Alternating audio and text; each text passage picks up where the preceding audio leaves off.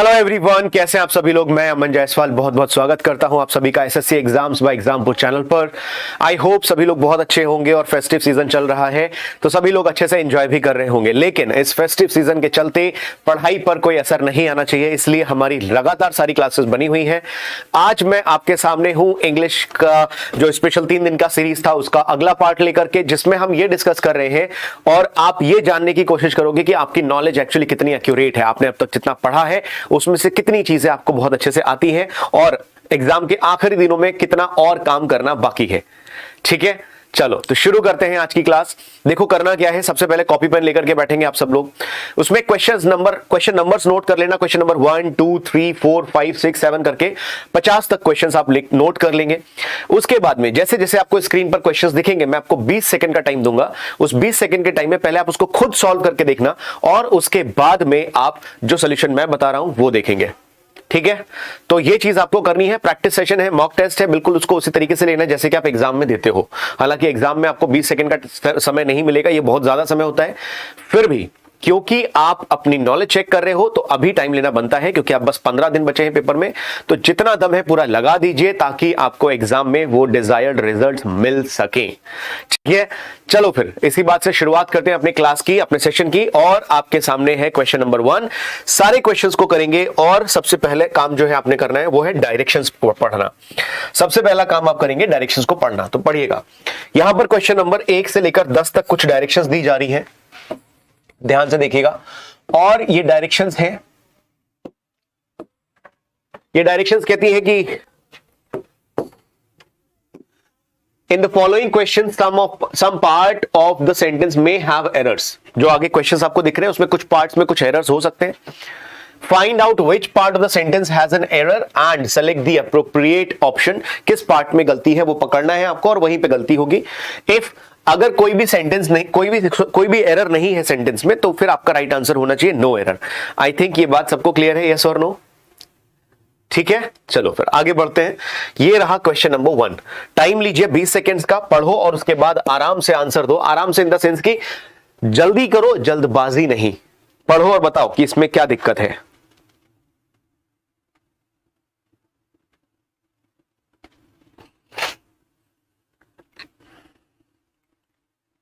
Twenty seconds are more than enough मेरे हिसाब से तो। और जब आप स्पॉट द एरर करोगे तो सबसे पहला काम आपने क्या काम करना है, एक एक करके मैं आपको बताता चलूंगा, तो ध्यान से देखिएगा।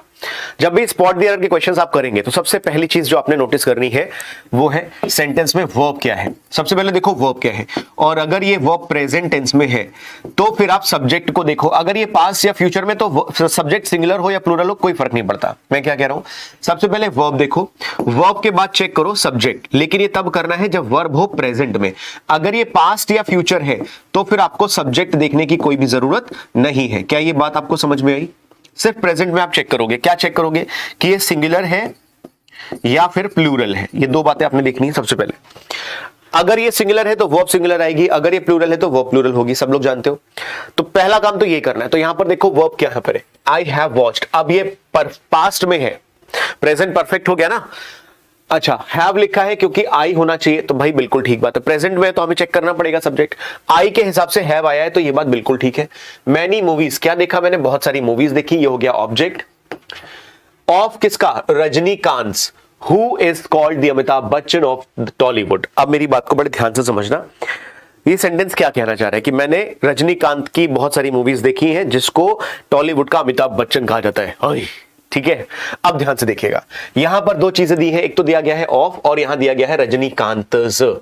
तो ये दोनों चीजें ही पॉजिटिव केस में रिप्रेजेंट कर रही है। आप जानते हो दोनों चीजें, मतलब पॉजिटिव केस को रिप्रेजेंट करने के दो तरीके होते हैं। या तो आप सिंपली एस लगा दो अपोस्ट्रोफी के बाद में, अपोस्ट्रोफी एस, या फिर आप लगा दो of, this is equal to this. तो दोनों चीजों की जरूरत नहीं है। इसका मतलब गड़बड़ी सेकेंड पार्ट में है। और वो गड़बड़ी क्या है, दोनों में क्या फर्क है। अपोस्ट्रोफी एस का यूज हम करते हैं लिविंग बीइंग के केस में, हाँ या ना, लिविंग बीइंग के केस में। और ऑफ का यूज हम करते हैं नॉन लिविंग के केस में। आई होप इट इज क्लियर सभी लोगों को, हाँ या ना, ठीक है ना। आई होप इट इज क्लियर। इसका मतलब यहां पर ही गलती है। ऑफ आएगा या रजनीकांत आएगा, तो बड़े ध्यान से समझना। ऑफ रजनीकांत मूवीज किसकी मूवीज? ऑफ रजनीकांत। क्योंकि अगर आप रजनीकांत मूवीज करोगे तो फिर मूवीज को उठा करके इधर लाना पड़ेगा, इसका मतलब 1 और 2 दोनों में ही एरर हो जाएगा, तो वो हम कर नहीं सकते। तो सिंपल है, यहां से आप अपॉस्ट्रोफी एस को हटा देंगे और आपका क्वेश्चन का आंसर बिल्कुल करेक्ट हो जाएगा। क्लियर है सभी को ये चीज? जल्दी से बता दो। ठीक है, नेक्स्ट टाइम लीजिए आप लोग 20 सेकंड का और आराम से इसको करिए और बताइए कि क्या गलती है। मैं आपको बहुत डिटेल में समझा रहा हूं।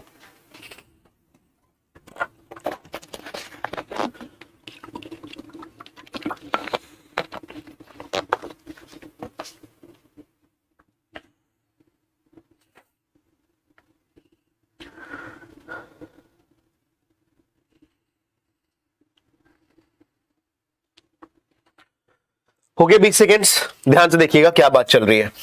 देयर आर सम पीपल, तो आर लिखा है क्योंकि पीपल की बात हो रही है। जब भी कभी किसी सेंटेंस की शुरुआत हेयर या देयर से हो तो हमेशा ध्यान रखना हेयर या देयर के बाद में वर्ब आएगा और वो वर्ब के बाद में आएगा सब्जेक्ट, लेकिन जो वर्ब यूज होगी वो सब्जेक्ट के हिसाब से होगी। सब्जेक्ट क्या है यहां पर? पीपल, पीपल है प्लूरल, इसलिए ये आर बिल्कुल ठीक है, राइट। ये आया हु किसके हिसाब से आएगा? पीपल के हिसाब से। और फिर बिलीव, ये भी प्लूरल है, प्लूरल वर्ब बिल्कुल ठीक है, यानी इस पार्ट में कोई दिक्कत नहीं है।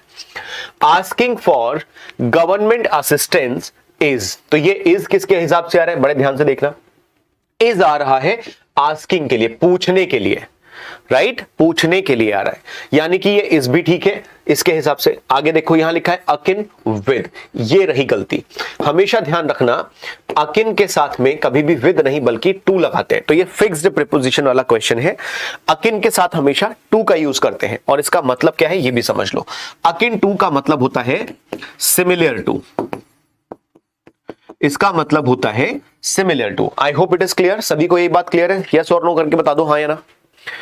ठीक है, अकिन टू होगा यहां पर राइट आंसर। मेरे ख्याल से सभी को ये चीज क्लियर हो जाएगी। तो वोकैबुलरी की भी बात हो गई, प्रीपोजिशन की भी बात हो गई, तो राइट आंसर यहां पर बनेगा ऑप्शन नंबर 3। अकिन विद नहीं होता है, अकिन टू होता है। आई होप इट इज क्लियर। चलो नेक्स्ट क्वेश्चन देखते हैं।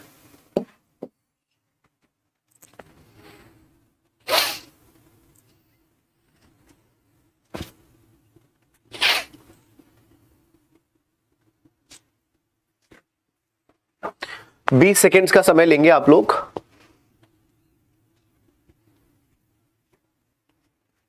और ये 20 सेकेंड्स काफी हैं। तो देखते हैं हम लोग कि यहां पर कहां दिक्कत है। सबसे पहले वर्ब को देखो, वर्ब के बाद सब्जेक्ट पर अटैक करो। तो यहां पर वर्ब कह रहा है ये ही हैज डिसाइडेड। अब ये प्रेजेंट में है तो हमें सब्जेक्ट चेक करना पड़ेगा। सब्जेक्ट ही लिखा है, इसके हिसाब से हैज बिल्कुल ठीक है, हैज के साथ में V3 आता है, बिल्कुल ठीक है। टू विजिट मुंबई, यानी पहला पार्ट बिल्कुल ठीक है। With a view to explore the new opportunities, तो ध्यान से देखो यहां पर ये रही गड़बड़ी। आप लोगों को एक बात बहुत अच्छे से बताई गई है कि कुछ फ्रेज होते हैं जैसे कि विद अ व्यू टू, है ना, लुकिंग फॉरवर्ड टू। इन फ्रेज के बाद में जब भी कोई वर्ब आता है वो आईएनजी फॉर्म में आता है। इसका मतलब यहां पर एक्सप्लोर गलत है, इस एक्सप्लोर की जगह राइट आंसर होना चाहिए एक्सप्लोरिंग, करेक्ट। इसकी जगह होना चाहिए exploring the new opportunities lying in front of him. I hope it is clear. तो जिन्होंने भी क्वेश्चन नंबर 2 पे आंसर लगाया है बिल्कुल ठीक है, भले ही आपने 2 पर कुछ और सोच के लगाया हो लेकिन आंसर तो ठीक है। तो दो बातें होती है कि एक तो पहला आंसर है क्या, व्हाट इज द आंसर, तो ये तो ठीक है, यहां से आपको नंबर मिल जाएगा। लेकिन जो नॉलेज आती है वो किस चीज से आती है? जब ये पता करते हो कि why that particular option is the answer. Answer क्या है? Option number 2। लेकिन ये क्यों है? क्यों है? क्योंकि यहां पर विद अ व्यू टू लिखा है और विद अ व्यू टू के बाद में हमेशा आईएनजी फॉर्म आती है, इसलिए यहां पर ये राइट आंसर है। ठीक है, सभी को क्लियर है ये बात? Next second 20।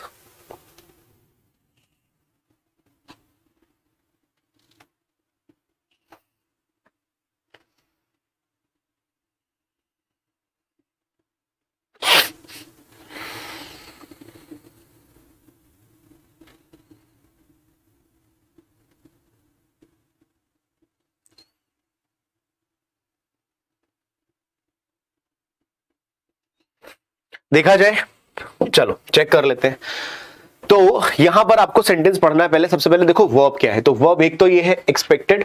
अब अगर पास्ट में है तो सब्जेक्ट ही, शी, आई कुछ भी हो, सिंगुलर प्लूरल कोई फर्क नहीं पड़ता। और दूसरा सब्जेक्ट है यहां पर डिडंट, राइट। अब ध्यान से देखो सेंटेंस क्या कह रहा है, I expected that you would score much better. मुझे एक उम्मीद थी कि तुम बहुत अच्छा स्कोर करोगे।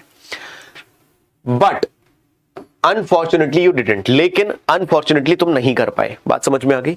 अब देखिएगा, हमेशा एक बात ध्यान रखना, जब भी कभी दो काम पास्ट में हो, जब भी कभी दो काम पास्ट में हो, मैंने क्या बोला, जब भी दो काम या दो एक्शंस पास्ट में हो रहे हो,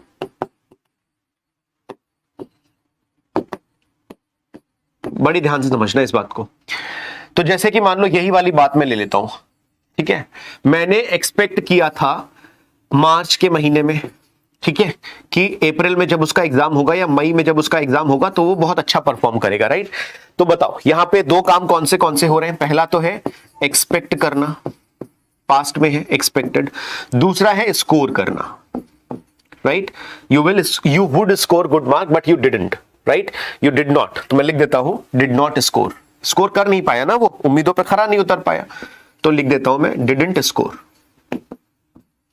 अब आप एक बात बताओ, जब दोनों काम पास्ट में हो रहे हैं तो कोई एक काम तो है जो पहले हो रहा है। बड़े ध्यान से समझना, ये एक ही लॉजिक है और ये एक लॉजिक बहुत इंपॉर्टेंट है। जब कभी दो काम पास्ट में हो, जैसे ये मैं आज बात कर रहा हूं, तो आज चल रहा है अक्टूबर, है ना, अक्टूबर में बात कर रहा हूं कि मैंने मार्च में उम्मीद ये लगाई थी कि जब तुम्हारा मई में पेपर होगा तो बड़ा अच्छा स्कोर करोगे, लेकिन तुम नहीं कर पाए। तो दो काम कौन से हुए? एक तो स्कोर करना, दूसरा एक्सपेक्ट करना। तो हमेशा ध्यान रखना, जब दो एक्शंस पास्ट में हो तो पहला एक्शन जो होता है, जो एक्शन पहले हो रहा है, वो हमेशा हैड प्लस V3 होगा। इसका मतलब ये क्या होता है? पास्ट परफेक्ट होता है। बात समझ में आ गई? पास्ट परफेक्ट होगा। तो इसका मतलब पहले कौन सा एक्शन हुआ? ये वाला। तो ये वाला होना चाहिए had expected but you didn't. मैंने उम्मीद किया था, राइट, मैंने ऐसा सोचा था, करेक्ट। तो आंसर कहां पर होगा? आई हैड एक्सपेक्टेड, क्योंकि दो काम हो रहे हैं, दोनों पास्ट में है। तो जब पास्ट में दो काम हो तो पहले वाले काम को हैड प्लस V3 में रखेंगे, यानी कि पास्ट परफेक्ट में रखेंगे। ये बात आप लोग ध्यान रखेंगे, क्लियर है? ठीक है, तो राइट आंसर क्या बनेगा? Option number 1। और इसी को बोलते हैं पास्ट परफेक्ट का रूल। इसके अलावा टेंस में पास्ट परफेक्ट में कोई और कंडीशन नहीं होती है, तो बस आप इस बात को ध्यान रखेंगे, ठीक है। चलो नेक्स्ट क्वेश्चन पे आते हैं। सेकंड 20 है आपके पास, लीजिए।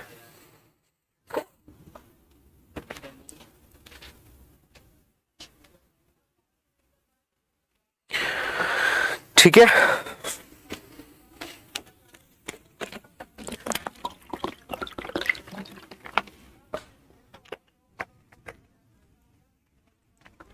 हो गए 20 सेकेंड्स, देख लेते हैं। तो my husband told me that he will be coming to Singapore next year for new project. बहुत अच्छा सा क्वेश्चन है, सेम कंडीशन पर है, और आप इसको ध्यान से देख करके मुझे बता सकते हो कि इसमें आंसर क्या हो सकता है। डिस्कस किया जाए। मैंने अभी आपको एक बात बताई है, अब ध्यान से समझिएगा, बड़े ध्यान से समझिएगा यहां पर क्या चल रहा है। पहले सेंटेंस की कंडीशन पढ़ो। मेरे हस्बैंड ने मुझे बताया, टोल्ड लिखा है, फिर लिखा है he will be coming next week या नेक्स्ट ईयर या नेक्स्ट मंथ, कुछ भी है।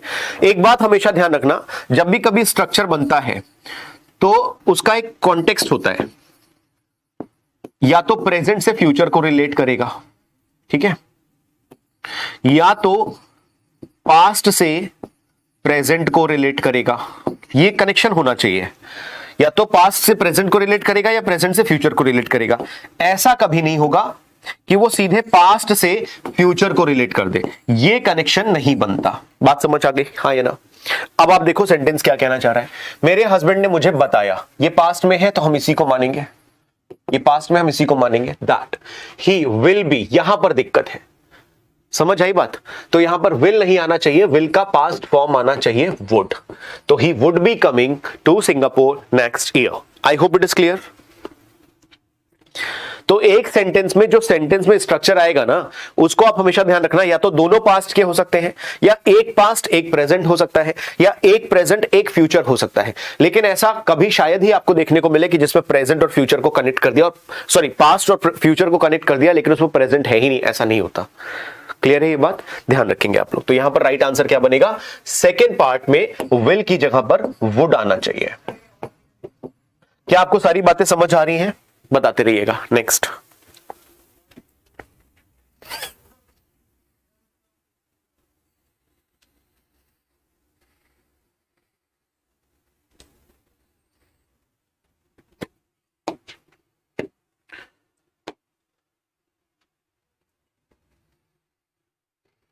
देखा जाए आपको क्या लग रहा है यहां पर क्या प्रॉब्लम है, समझे क्या लिखा है, द स्टेट शैल। अब देखो यहां पर शैल लिखा है, शैल मतलब आने वाले टाइम की बात है, प्रेजेंट के बाद की बात है, अभी पास्ट की कोई बात नहीं चल रही है, प्रेजेंट या प्रेजेंट के बाद की बात है। तो the state in turn shall immediately appointed, यहां देखो क्या लिखा हुआ है, अपॉइंटेड, ये है पास्ट और वो है फ्यूचर। मैंने अभी आपको बताया कि फ्यूचर और पास्ट एक ही सेंटेंस में एक साथ नहीं आने चाहिए, करेक्ट। तो या तो ये गड़बड़ है या तो ये गड़बड़ है, लेकिन आपको एक बात अच्छे से पता है, अगर अपॉइंटेड करते हो तो सेंटेंस का पूरा कॉन्टेक्स्ट बदल जाएगा, राइट। लेकिन अगर शैल के हिसाब से यहां जाओ तो आपको पता है विल या फिर शैल के साथ में first form of the verb हम यूज करते हैं, वर्ब की फर्स्ट फॉर्म यूज करते हैं। अगर इसके साथ में बी लग जाए, विल बी, शैल बी, तो हम उसके साथ में पास्ट फॉर्म या फिर आईएनजी फॉर्म यूज कर सकते हैं, डिपेंड करता है कॉन्टेक्स्ट पे, राइट। तो गड़बड़ी कहां पर है, ये अपॉइंटेड की जरूरत नहीं थी, यहां पर सिंपली होना चाहिए था appoint. The state shall appoint one of the persons shortlisted by the commission. I hope it is clear. बहुत सिंपल था ये क्वेश्चन, सेकेंड नंबर का राइट आंसर हो जाएगा इस पे, ठीक है। ऑप्शन नंबर 2 हो जाएगा करेक्ट आंसर, अपॉइंटेड की जगह पर अपॉइंट होना चाहिए। नेक्स्ट क्वेश्चन,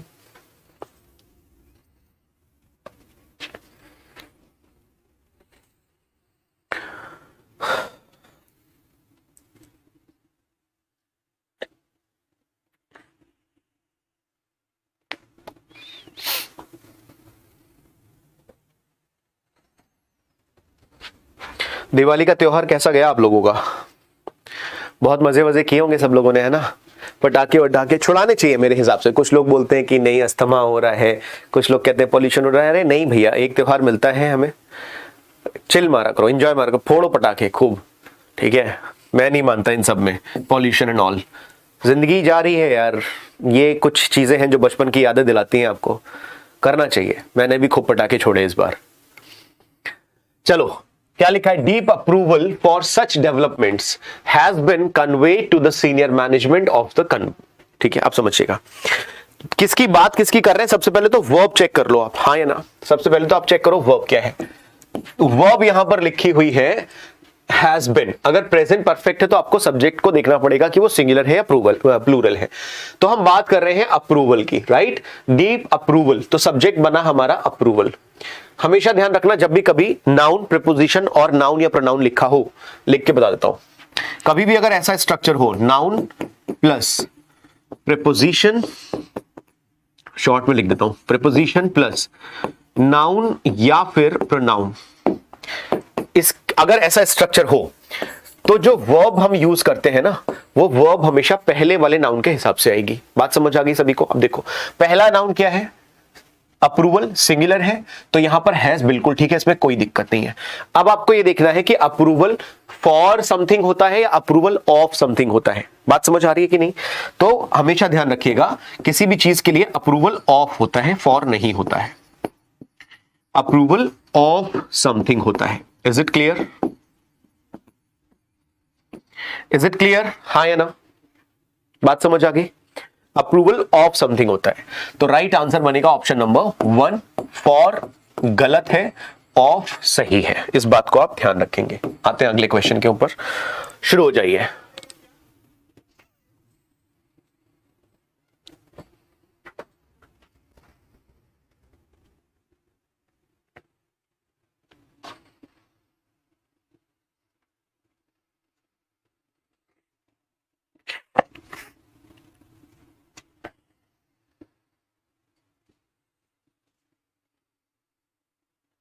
चलो हो गए 20 सेकेंड्स, देख लेते हैं क्या बात चल रही है। सबसे पहले वर्ब को चेक करो, वर्ब लिखा है यहां पर इज। अब ये किसकी बात कर रहे हैं? Eight the core of the dispute is Delhi's unique position. तो हम बात कर रहे हैं यहां पर पोजीशन के बारे में। Position is as a union territory functioning, is functioning, position is functioning as the national capital. देखो ये सेंटेंस का स्ट्रक्चर थोड़ा सा अलग तरीके से लिखा हुआ है, लेकिन बात सही है। एट द कोर, ठीक है, eight the core of the dispute. Dispute का जो कोर है, क्रक्स है, वो है दिल्ली की यूनिक जो पोजीशन है टेरिटरी में, उसके अराउंड, ठीक है। तो at the core of the dispute, ये पार्ट बिल्कुल ठीक है। इज बिल्कुल ठीक है। Delhi's unique position, position is right as a union territory functioning, functioning बिल्कुल ठीक है यहां तक भी, एज द नेशनल कैपिटल ये बिल्कुल ठीक है, इस पूरे स्टेटमेंट में कोई भी एरर नहीं है, तो ऑप्शन नंबर 4 हो जाएगा करेक्ट आंसर।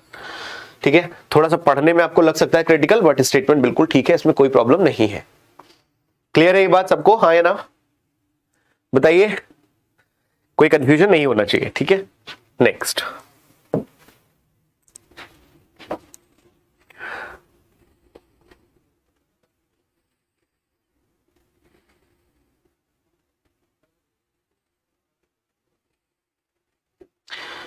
बताइए, आंसर बताइए। देखा जाए, हो गए 20 seconds. We have settled up hotlines, ये हम बात कर रहे हैं हॉटलाइन के बारे में, फॉर पिलग्रिम्स, पिलग्रिम्स कौन से तीर्थयात्री होते हैं, एंड फैमिली मेंबर्स, और उनके फैमिली मेंबर्स के लिए। तो सबसे पहली वर्ब देखो क्या है, वर्ब किसकी बात कर रहे हैं, हैव प्रेजेंट में है क्योंकि वी है यानी ये और ये ठीक है, और यहां पर सेटल्ड अप लिखा हुआ है, तो वर्ब की फॉर्म तो थर्ड ठीक है, बिल्कुल कोई दिक्कत नहीं है, लेकिन क्या कॉन्टेक्स्ट ठीक है, दैट विल प्रोवाइड, अब विल लिखा है, प्रोवाइड फर्स्ट फॉर्म आएगी, बिल्कुल ठीक है, इंफॉर्मेशन इन डिफरेंट लैंग्वेजेस। अब बड़े ध्यान से समझना यहां पे क्या बात कर रहे हैं, यहां लिखा है सेटल अप, हमने क्या सेटल अप किया है, हॉटलाइन यानी टेलीफोन सुविधा। तो एक बात बताओ, ये सेटल अप होना चाहिए कि ये सेटअप होना चाहिए? सेटअप का मतलब इंस्टॉल करना, इनकॉर्पोरेट करना, सुविधाओं को शुरुआत कर देना। बात समझ आ रही सभी को? यस और नो करके बताओ, हाँ या ना।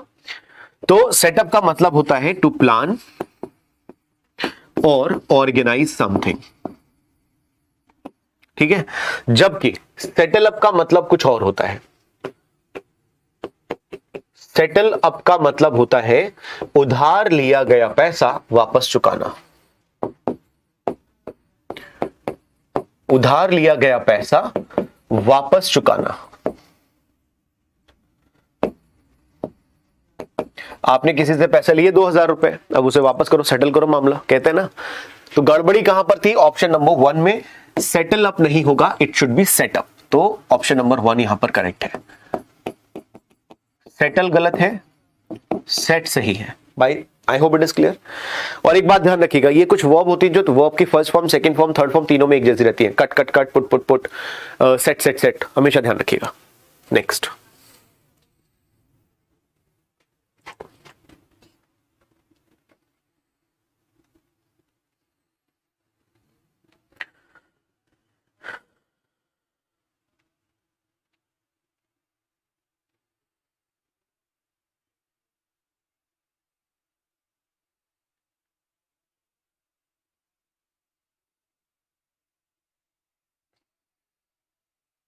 देखा जाए, समझते हैं क्या लिखा है। सबसे पहले वर्ब को देखो, वर्ब कहां पर है, जो तरीका मैंने आपको बताया है बस यही तरीका काम आएगा और कुछ काम नहीं आएगा। सबसे पहले वर्ब देखो कहां लिखा है, यूज्ड, लिबरल इन थांजवोर पेंटिंग्स, सर्व्स, यहां लिखा है सर्व्स, ये एक वर्ब, ठीक है ना, ये एक वर्ब है।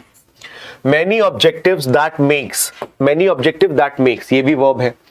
अब समझो, ये प्रेजेंट में है, ये भी प्रेजेंट में है। अब यहां पर कह रहा है द गोल्ड फॉइल यूज्ड, अब मेरी बात समझना, ये एक वर्ब है ना, किसकी बात कर रहे हैं, गोल्ड फॉइल की, हो गया सब्जेक्ट, ये सब्जेक्ट हो गया, गोल्ड फॉइल जो कि यूज की गई है। यहां देखो क्या लिखा है, लिबरल। तो भैया एक बात बताओ, वर्ब को मॉडिफाई करने वाला एडजेक्टिव होता है या एडवर्ब होता है? आपको अच्छे से पता है कि जो वर्ब को मॉडिफाई करता है वो एडजेक्टिव नहीं बल्कि एडवर्ब होता है। लिबरल होता है एक एडजेक्टिव, जबकि लिबरली होता है एक एडवर्ब। तो राइट आंसर बनेगा liberally, not liberal, first option correct है। सो जो फॉइल लिबरली यूज की गई है पेंटिंग्स में, हैज मेनी ऑब्जेक्टिव्स। बात समझ में आ गई सभी को? नेक्स्ट, अच्छा यहां से चीजें बदल रही हैं, देखते हैं कि क्या है। In the following questions out of 4 alternative select the word opposite in meaning. तो अभी तक हमने ग्रामर के कुछ क्वेश्चंस कर लिए, अब वोकैबुलरी की बात करते हैं और आपको बताना है ऑपोजिट, ठीक है। शुरू करते हैं, टाइम आपको उतना ही मिलेगा, बस कोशिश करना कि लॉजिकली आप उसको अटेंड करने की कोशिश करो, ठीक है ना।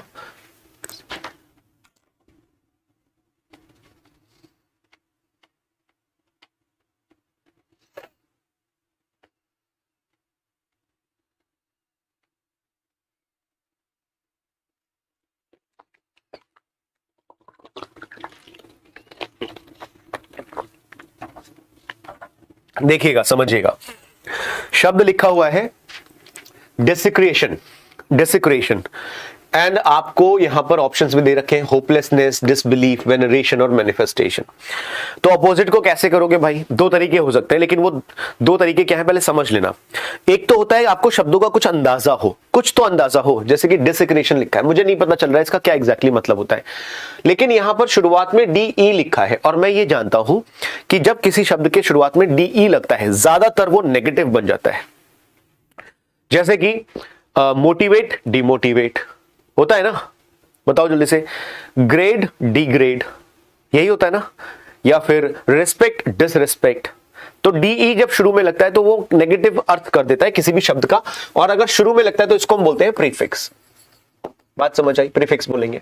अब मुझे ये अंदाजा लगा है कि कुछ तो नेगेटिव है, अगर ये नेगेटिव है तो इसका अपोजिट पॉजिटिव होना चाहिए, यानी जो आंसर आप देख रहे हो वो पॉजिटिव होना चाहिए।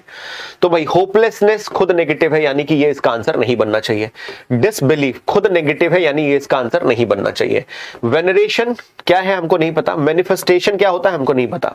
अब आप दो में फंस गए। तो जब कभी भी आपको तुक्का लगाना हो, ऐसे सिचुएशन में लगाना जहां पर दो ऑप्शंस बचे।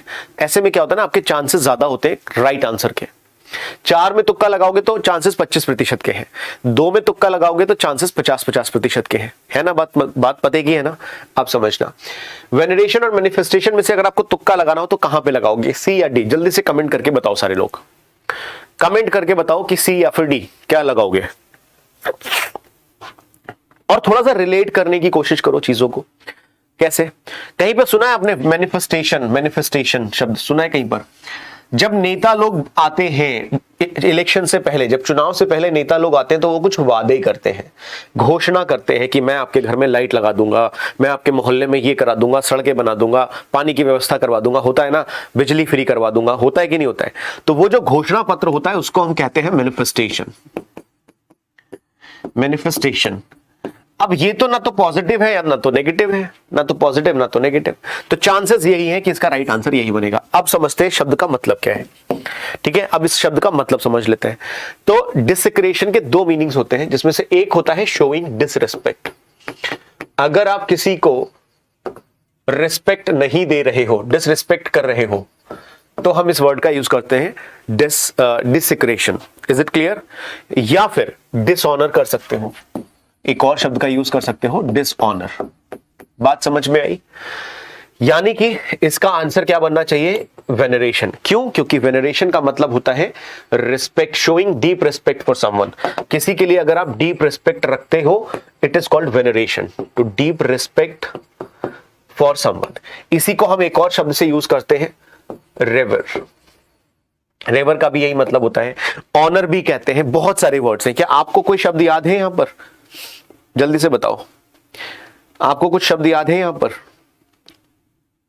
जो डिसरिस्पेक्ट से संबंधित हो या रिस्पेक्ट से संबंधित हो? बताते चलो, अगर याद आ रहा है कुछ तो बताते चलो, नहीं आ रहा है तो मैं बता देता हूं, ठीक है? तो गैर पहले डिस्कस कर लेते हैं कुछ शब्द जो बेइज्जती यानी कि इंसल्ट से संबंधित हो। तो मैं यहां पर कुछ शब्द बता देता हूं आपको। एक शब्द होता है ब्लास्फेमी, ये बहुत इंपॉर्टेंट शब्द है ब्लास्फेमी, जिसको हम बोलते हैं कि अगर आप किसी के भगवान को क्रिटिसाइज कर रहे हो, किसी के भगवान को क्रिटिसाइज कर रहे हो, तो फिर हम ये ब्लास्फेमी वर्ड का यूज करते हैं। इसको इंग्लिश में एक और शब्द से हम बोलते हैं, कहते हैं प्रोफेन टॉक, बोलते हैं प्रोफेन टॉक, ठीक है? और इसको हिंदी में हम कहते हैं ईश्वर निंदा। और निंदा तो आपको पता ही है कि क्या होता है, हाँ या ना? ईश्वर निंदा। आई hope it is clear. Clear सभी को? यस और नो? जल्दी से बताओ। एक और शब्द होता है जो आपको पता होना चाहिए, वो है सैक्रिलेज। सैक्रिलेज जैसे सेक्रेड होता है ना, ये उसी से कॉन्टेक्स्ट में है, लेकिन इसका मतलब होता है अपवित्रीकरण। इसका मतलब होता है अपवित्रीकरण। बात समझ आई? ठीक है ना? दो शब्द हो गए। इसके अलावा एक और शब्द का आप यूज कर सकते हो, दैट इज कॉल्ड डिबेसमेंट। डिबेसमेंट का मतलब होता है नीचा दिखाना, या किसी चीज को जिसकी जितनी उसकी वैल्यू है उससे कम आंकना, showing belittling someone. I hope it is clear. और एक और बहुत इंपॉर्टेंट शब्द जो आपको याद रखना चाहिए, ये शब्द है वैंडलिज्म। मैं दूसरे कलर से लिख देता हूं ताकि आपको कंफ्यूजन ना रहे। वैंडलिज्म। तो वैंडलाइज करना मतलब अगर आप पब्लिक प्रॉपर्टी को नुकसान पहुंचा रहे हो, जैसे कि कौन सा ऐसा राजा था हिस्ट्री में जो मंदिर को तोड़वा दिया करता था, याद है आपको, जिसने गुजरात का सोमनाथ मंदिर तोड़ा था। तो इस तरह से पब्लिक प्रॉपर्टी को तोड़ना, this is called vandalism. Mohammad Ghori था या मोहम्मद गजनी था, आंसर में बताइएगा, कमेंट करके बताइएगा।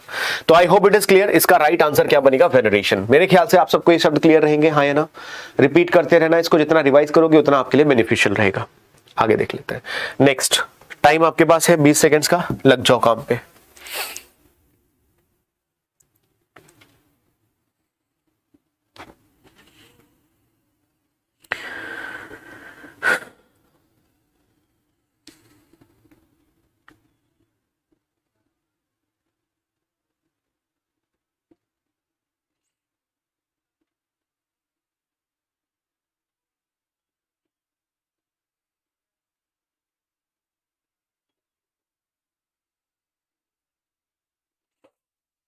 देखा जाए तो समझिएगा पहले शब्द है क्या, कहना क्या चाह रहा है।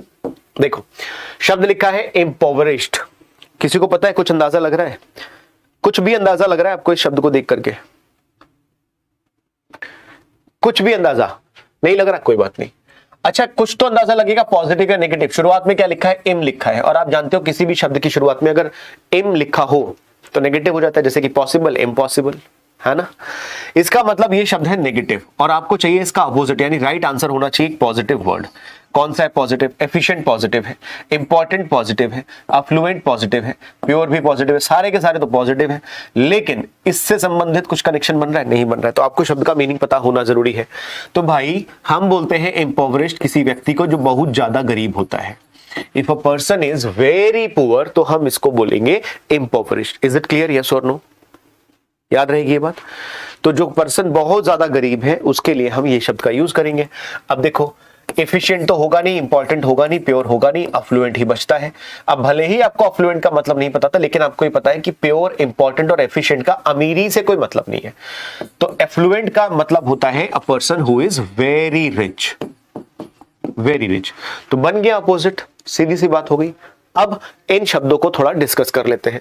जैसे कि एक शब्द है इम्पोवरिश्ड, गरीबी से संबंधित है ना, तो गरीबी से संबंधित और कौन से शब्द हो सकते हैं, चलो डिस्कस कर लेते हैं। तो एक शब्द होता है इंडिजेंट। ठीक है, क्या बोलेंगे इसको? इंडिजेंट। क्या पता है आपको इसका मीनिंग क्या होता है? इंडिजेंट हम बोलते हैं किसी भी व्यक्ति को जो किसी भी चीज का नीडी होता है, और हिंदी में हम इसको कहते हैं मोहताज। आया ना? करेक्ट? यस और नो? इसके अलावा एक और वर्ड हम यूज करते हैं, दैट इज कॉल्ड इम्पिक्यूनियसनेस। इम्पिक्यूनियसनेस, बात समझ आई? हाँ या ना बोलो, रिलेट करते रहना। अब इम्पिक्यूनियसनेस कह लो या इम्पिक्यूनियस कह लो, अगर इम्पिक्यूनियसनेस कहोगे तो ये बनेगा उस व्यक्ति की स्थिति के लिए, सिचुएशन के लिए। लेकिन मैं एडजेक्टिव यूज कर रहा हूं क्योंकि सारे के सारे एडजेक्टिव है, तो एडजेक्टिव रखते हैं, नाउन नहीं बनाते। इसका बोलते हैं पर्सन जिसके पास हैविंग लिटिल और नो मनी, या तो बिल्कुल पैसा नहीं है या बहुत थोड़ा पैसा है। लिटिल और नो मनी, बात समझ आ गई आप लोगों को? हैविंग लिटिल और नो मनी, निर्धन भी कहते हैं। तो जिसके पास लगभग कुछ पैसा, कुछ भी पैसा ना हो किसी भी काम के लिए, वो कहलाएगा इम्पिक्यूनियसनेस। एक और शब्द हम यूज करते हैं, दैट इज कॉल्ड पेन्यूरियस। पेन्यूरियस, इसका नाउन बनेगा पेन्यूरी। क्लियर? हाँ या ना बोलो? इसका नाउन बनेगा पेन्यूरी। अच्छा, इसका मतलब क्या है? तो जो कोई व्यक्ति पैसा खर्च करने के लिए राजी ना हो, unwilling, unwilling to spend money, मतलब खर्चा करना ही ना चाहता हो, उसको बोलेंगे हम पेन्यूरी। ठीक है? अच्छा, ये कई बार पॉजिटिव भी हो सकता है, जैसे कि कोई व्यक्ति खर्चा कम से कम करता है तो उसको आप कहते हो फ्रूगल, राइट? एक और शब्द हम यूज करते हैं, that is called parsimonious. Parsimonious, बात समझ आ गई? या फिर आप एक और शब्द यूज कर सकते हो, कहते हो आप प्रोविडेंट। प्रोविडेंट के अलावा एक शब्द और यूज करते हैं हम, प्रूडेंट। तो बहुत सारे शब्द हैं जो आपको याद रखने चाहिए। आई होप इट इज क्लियर। कुछ शब्द नेगेटिव है, कुछ पॉजिटिव है, लेकिन आपको जैसा भी सेंटेंस का कॉन्टेक्स्ट होता है उसके हिसाब से यूज करना होता है शब्दों। आई होप इट इज क्लियर। दो तीन शब्द और है, इसका मीनिंग आप मुझे कमेंट सेक्शन में लिख करके बताइएगा। एक वर्ड है पॉपुलराइज्ड, एक है पॉपुलराइज्ड और एक और वर्ड है डेस्टिट्यूट। चलो डेस्टिट्यूट मैं आपको बता देता हूं। डेस्टिट्यूट हम बोलते हैं किसी व्यक्ति को जो दरिद्र होता है, जिसके पास दरिद्रता तो समझ गए ना, दरिद्रता तो समझ ही गए होंगे आप लोग कौन क्या कहलाता है। मतलब दरिद्र हम किसको कहते हैं? एक्सट्रीमली पुअर, जिसके घर में बरकत नहीं होती उसको दरिद्र बोलते हैं। बात समझ आ गई। Next word is pensive. बताइए इसका आंसर क्या बनेगा?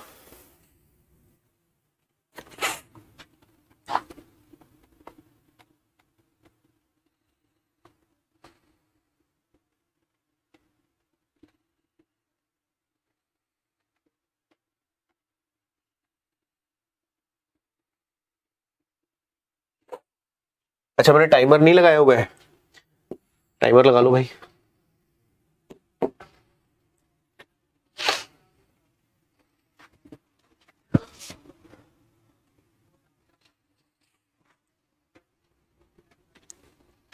देखा जाए, समझना बात को। हम पेंसिव वर्ड का यूज पूछ रहे हैं और आपको ऑपोजिट बताना है, तो सबसे पहले आपको मतलब पता होना चाहिए। केयरलेस, थॉटफुल, पेनिटेंट या अनअटैच्ड। तो सारे शब्दों को आपको बहुत ज्यादा अच्छे से समझ में आएगा तभी जब आपको वोकैबुलरी की थोड़ी बहुत नॉलेज पहले से होगी। बात समझ आ रही है?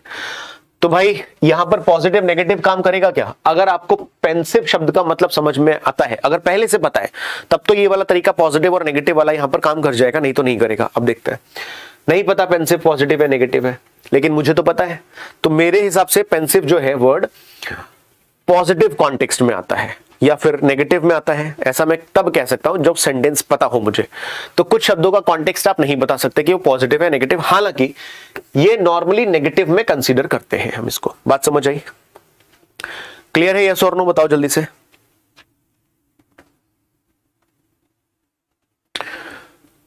क्या नेगेटिव में सच में कंसीडर करेंगे या पॉजिटिव में करेंगे? पेंसिव पेंसिव पेंसिव पेंसिव, सोच के देखो, रिलेट करके देखो। एक तो होता पेन, नहीं ना? चलो मैं बता देता हूं। तो पेंसिव वर्ड को हम यूजुअली नेगेटिव में नहीं बल्कि पॉजिटिव में कंसीडर करते हैं, हालांकि ये नेगेटिव भी हो सकता है। मेरी बात समझ लेना बहुत ध्यान से। अब अगर ये पॉजिटिव है तो इसका आंसर बनेगा नेगेटिव वर्ड, यानी कि थॉटफुल इसका आंसर नहीं हो सकता। केयरलेस हो सकता है, पेनिटेंट हो सकता है, अनअटैच्ड हो सकता है। अनअटैच्ड पॉजिटिव है, नेगेटिव नहीं कहा जा सकता। तो भैया अब आपको सेंटेंस का मीनिंग पता होना बहुत जरूरी है। तो हम पेंसिव बोलते हैं सिचुएशन के लिए, व्हेन यू थिंक डीपली। ठीक है? टू थिंक डीपली और सीरियसली। तो जब आप किसी चीज के बारे में बहुत डीपली और बहुत सीरियसली सोचते हो, that situation is called pensive. बात समझ आ गई? ठीक है। अब देखो, थॉटफुल नहीं होगा, पेनिटेंट, अनअटैच्ड तो बिल्कुल भी इसका आंसर नहीं बनेगा। अनअटैच्ड का मतलब जिसको कनेक्शन ना पता, जो कनेक्शन ना करता हो, राइट? अनअटैच्ड मतलब जो जुड़ा हुआ ना हो, तो ये तो कॉन्टेक्स्ट ही नहीं बनेगा। केयरलेस हो सकता है और पेनिटेंट हो सकता है। पेनिटेंट का मतलब क्या है पहले ये भी समझ लो। पेनिटेंट हम बोलते हैं कि अगर आपने कुछ काम कर दिया और बाद में आपको बड़ा पछतावा हो रहा है कि यार नहीं करना चाहिए था, तो इसको हम बोलते हैं regret for doing something wrong. यानी आपसे कुछ हो गया, आपने किया नहीं, आपसे कुछ हो गया, लेकिन आपको बाद में बड़ा पछतावा हो रहा है कि यार ये नहीं करना चाहिए था। डूइंग समथिंग रॉन्ग तो हम बोलते हैं पेनिटेंट। इसी के लिए एक शब्द और यूज करते हैं हम लोग, रिपेंट। बहुत सारे शब्द होते हैं, रिपेंट होता है और भी बहुत सारे शब्द होते हैं। क्लियर? तो ये भी इसका आंसर नहीं बन सकता, ये भी नहीं हो सकता, तो राइट आंसर बनेगा केयरलेस। बात खत्म। केयरलेस मतलब जो सीरियस ना हो, ऑपोजिट हो गया। पॉइंट समझ में आ रहा है ना सभी को? बस। Next word is pacify. Time ले लो भाई, इतने डिटेल में समझा रहा हूं तो टाइम तो लगेगा ना।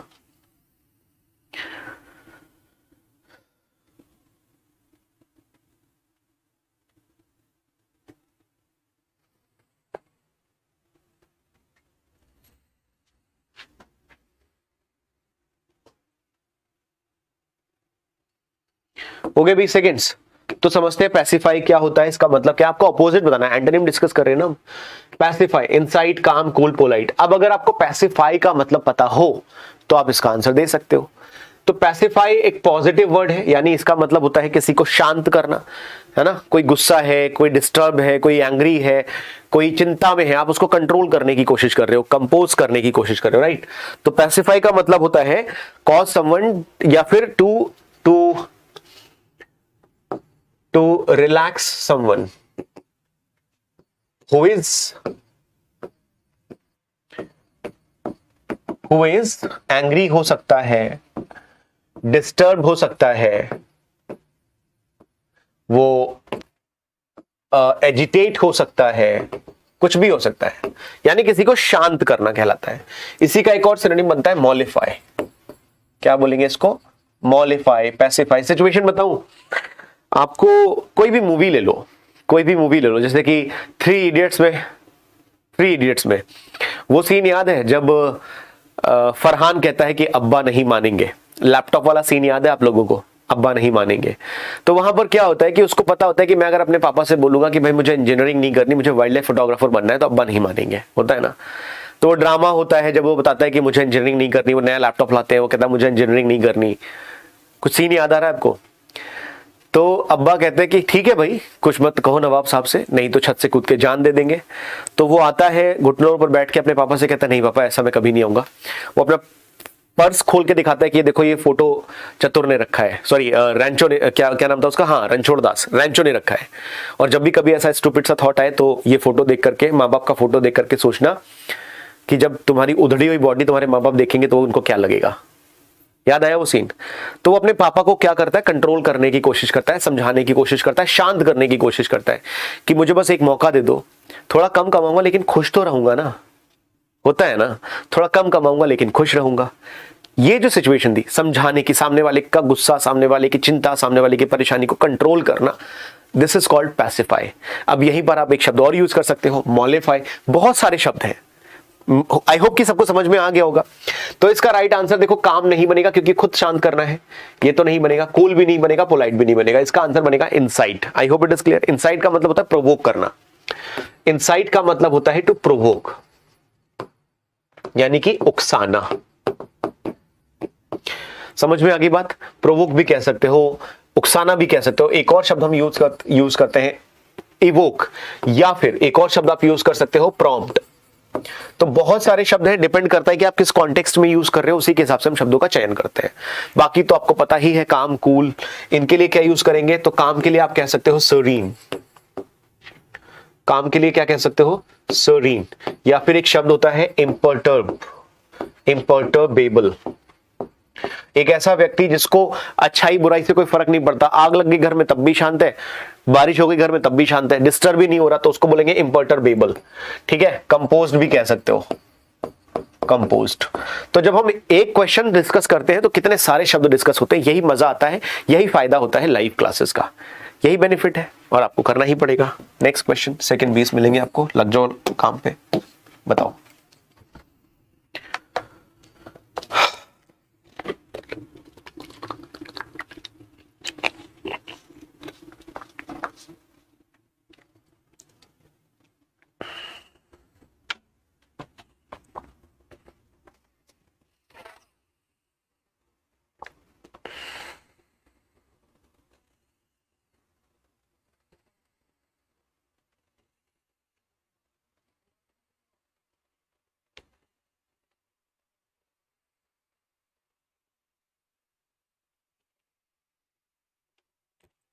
शब्द है मोनोटोनी। तो ये तो बड़े आसानी से आप रिलेट कर सकते हो, अपोजिट बताना है। यहां पर एक शब्द लिखा है मोनो। मोनो का मतलब होता है सिंगल, यानी ये शब्द जो है किसी सिंगल चीज या कॉन्टेक्स्ट से रिलेटेड है। एंथुजियाज्म। लेकिन यहां पर एक और फर्क है, मोनोटोनी का मतलब हमेशा वही नहीं होता, लेकिन हाँ रिलेट कर सकते हो। तो कोई भी काम अगर मोनोटोनस होता है तो फिर वो काम बोरिंग होता है, राइट? हाँ या ना बोलो, यस और नो। कोई भी काम, अच्छा ये मैं मोनो से रिलेट करता ना, मोनो, बाई और क्वाड, वो ऐसा नहीं है। मोनोटोनी, मोनोटोनस सुना होगा, तो इसको हम कहते हैं बोरिंग, या फिर लैक ऑफ वैरायटी, या जिसमें ऑप्शंस कम हो, लैक ऑफ वैरायटी। हाँ या ना? तो ये बनता है वर्ड मोनोटोनी, मतलब बोरिंग, जिसमें बहुत ज्यादा एक्साइटमेंट ना हो। करेक्ट। अब रिपीटेटिवनेस तो बोरिंग नहीं, ये तो बोरिंग नहीं होगा, रिपीट कर रहे हो चीज को तो बोरिंग ही हो जाएगी, मतलब ये तो इसका राइट आंसर नहीं बनेगा। वैरायटी हो सकता है, सिंगुलैरिटी नहीं होगा। बात समझ आ रही सभी को? अब आप लोग बताओ, दो ऑप्शंस चले गए, दो बचे हैं, तो आपके हिसाब से यहां पर राइट आंसर क्या होना चाहिए?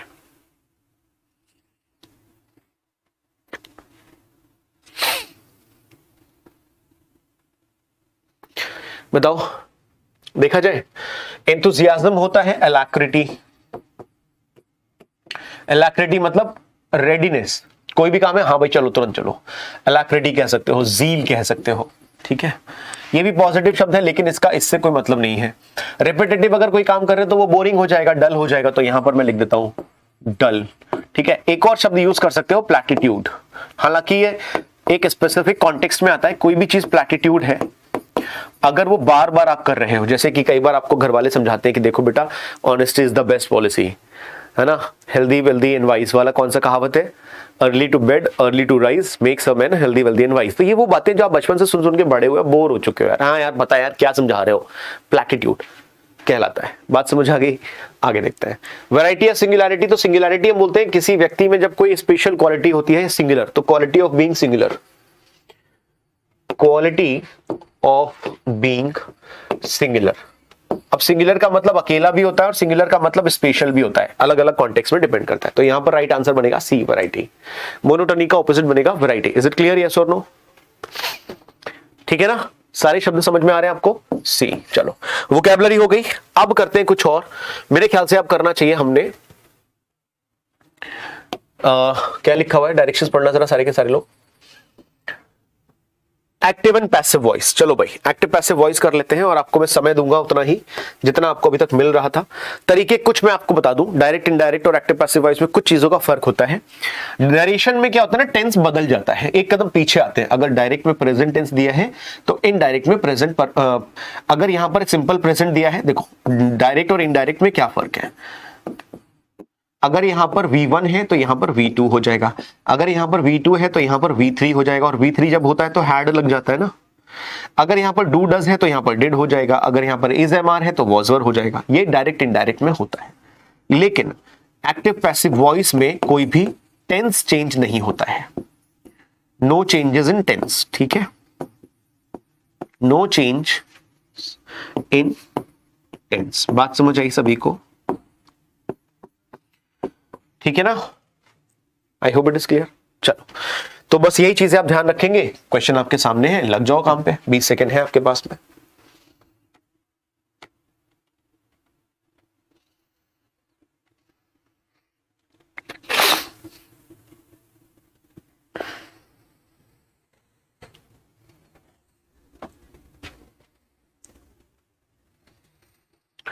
देखा जाए, हो गए 20 सेकेंड। समझना क्वेश्चन क्या कह रहा है, यहां का जो सब्जेक्ट है वो वहां पर जाके ऑब्जेक्ट बन जाएगा, लेकिन सबसे पहला काम आप जो करोगे वो देखोगे वर्ब। वर्ब है विल रिटर्न, और ये एक्टिव वॉइस है, हाँ या ना। क्या रिटर्न करेगा? क्लोथ्स। ये हो गया ऑब्जेक्ट। तो सब्जेक्ट वर्ब ऑब्जेक्ट, बस इतना ही आपको देखना होता है एक्टिव पैसिव वॉइस में, और तो कुछ करना नहीं होता। यहां लिखा है विल और ये है एक्टिव वॉइस, यानी वहां पर जाकर के पैसिव बन जाएगा तो विल बी हो जाएगा, यानी आंसर में विल बी होना चाहिए। ये विल हैव टू नहीं होगा। हैव कहां से आएगा? हैव तो नहीं आना चाहिए। अगर यहां होता विल हैव टू तब हम समझते बात, हैव नहीं आएगा। विल बी हो सकता है, विल रिटर्न तो बिल्कुल नहीं हो सकता, और विल हैव बीन नहीं होगा। सिर्फ विल है तो विल बी आंसर में आना चाहिए। अब देखो यहां का ऑब्जेक्ट यहां सब्जेक्ट बन गया कि clothes will be returned by the washerman, तो वहां का सब्जेक्ट यहां पर ऑब्जेक्ट बन गया, मतलब यही इसका राइट आंसर है, option number 2। I hope it is clear to everyone. सिर्फ आपको वर्ब देखना है और वर्ब का टेंस पकड़ना है, बात खत्म, और कुछ करने की जरूरत नहीं है। Next question.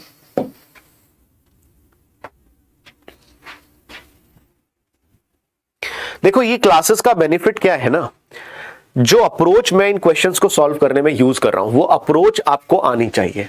नॉलेज सभी के पास है, लेकिन उस नॉलेज को अप्लाई कैसे करना है ये मेन मकसद है इन क्लासेस का, ठीक है। देख लेते हैं, क्वेश्चन में लिखा है डू द चिल्ड्रन प्ले। अब डू का मतलब सेंटेंस है प्रेजेंट टेंस में, अगर प्रेजेंट टेंस में है तो आंसर में परफेक्ट, पास्ट, फ्यूचर कुछ नहीं होना चाहिए, कॉन्टिन्यूस भी नहीं होना चाहिए। प्रेजेंट है और कौन सा? सिंपल प्रेजेंट है। अगर सिंपल प्रेजेंट है तो आंसर में भी सिंपल प्रेजेंट ही होगा और कुछ नहीं होना चाहिए। डज हो सकता है, इज हो सकता है, इज प्लेड हो सकता है, डू प्ले, क्वेश्चन मार्क थोड़ी ना आएगा। द चिल्ड्रन डू प्ले, तो कोई बात ही नहीं होती है। Football is played by the children, आप समझना क्वेश्चन मार्क तो रहेगा ही रहेगा, लेकिन पूछने का तरीका क्या ऐसा होता है? नहीं ना, तो ये भी गलत हो गया। Football is played by the children question mark तो नहीं होता, क्योंकि जब इंटरोगेटिव होता है तो वर्ब पहले आती है, सब्जेक्ट बाद में आता है। तो दो ही चॉइस बच रही है, does football played by the children या is football played by the children. तो अब बात समझना, डू, डज या फिर इज में क्या फर्क है? ठीक है, इसमें क्या फर्क है? इसका मतलब है किसी काम को करना, यानी कुछ ना कुछ करेगा, इंसान करेगा। ये मैनुअल एक्शंस के लिए हम यूज करते हैं। जैसे कि मैं लिखता हूं तो आई डू राइट, मैं लिखता हूं, अपने आप नहीं लिखता है, हाँ या ना? और ये लेटर लिखा गया तो दिस लेटर वॉज रिटन हो जाएगा। बात समझ आई सभी को? हाँ या ना? बोलो जल्दी से। ठीक है, अब ध्यान से देखना, यहां पर तो लड़कों की बात हो रही थी कि क्या लड़के खेलते हैं। भाई खेला तो तभी जब कोई खेलेगा, जब खुद कोई खेलेगा तभी तो खेल होगा। लेकिन यहां पर पूछ रहा है जब उसको पैसिव बनाओगे तो क्या बनेगा कि क्या फुटबॉल खेला जाता है। इसका मतलब यहां पर डज की जरूरत नहीं है, इज की जरूरत है। तो राइट आंसर बनेगा is football played by the children. I hope it is clear. तो सेकंड बन जाएगा इसका राइट आंसर। ठीक है, ये बात आप ध्यान रखेंगे, बहुत जरूरी बात है। डू तब यूज करोगे जब कोई काम मैनुअली हो रहा हो, और इसको हम तब यूज करते हैं जब कोई काम सिर्फ हो रहा हो, होना, और इसको हम बोलते हैं हैपन। ठीक है, ये सारी बातें आपने ध्यान रखनी है। नेक्स्ट क्वेश्चन, आ जाओ भाई सारे।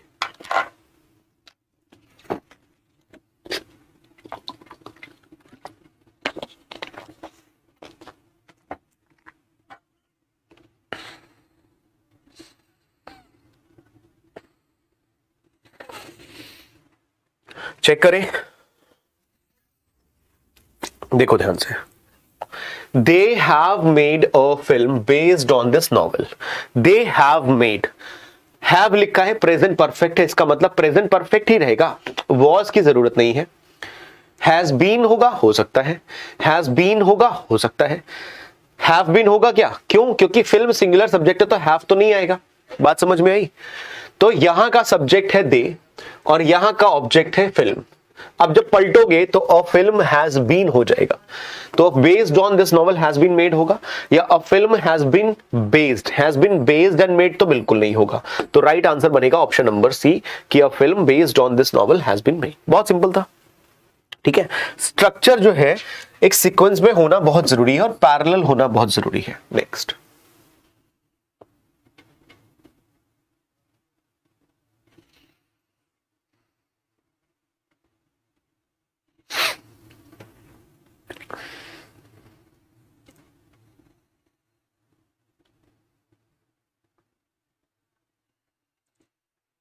देखा जाए, समझना। They should shoot the trader dead, they should. अब अगर वहां शुड है तो शुड भी आएगा आंसर में। आप चेक करो, शुड भी कहां पर है, शुड भी यहां पर है, शुड भी यहां पर है, शुड भी यहां पर है, यहां पर नहीं है। तो ये तो सबसे पहले हटा दो। ये बोलते हैं एलिमिनेशन प्रोसेस। जिस तरीके को मैं यूज कर रहा हूं this is called elimination process, और यही आपको यूज करना है हर जगह पर। The traitor should be shot at bye them, ठीक है, the traitor should be shot them, तो शॉट देम तो बिल्कुल भी नहीं होगा, कॉन्टेक्स्ट खराब है। और एक बात और, अगर यहां पर शूट है, कहां पर? एक्टिव वॉइस में, तो जब पैसिव वॉइस में लाओगे ना तो शॉट एट होता है, ये फिक्स्ड रहता है हमेशा, शॉट एट होना चाहिए, ये आपको याद रहना चाहिए। तो शॉट डेड बाय देम भी नहीं होगा, इसका मतलब राइट आंसर बनेगा ऑप्शन नंबर ए। क्लियर है सभी को?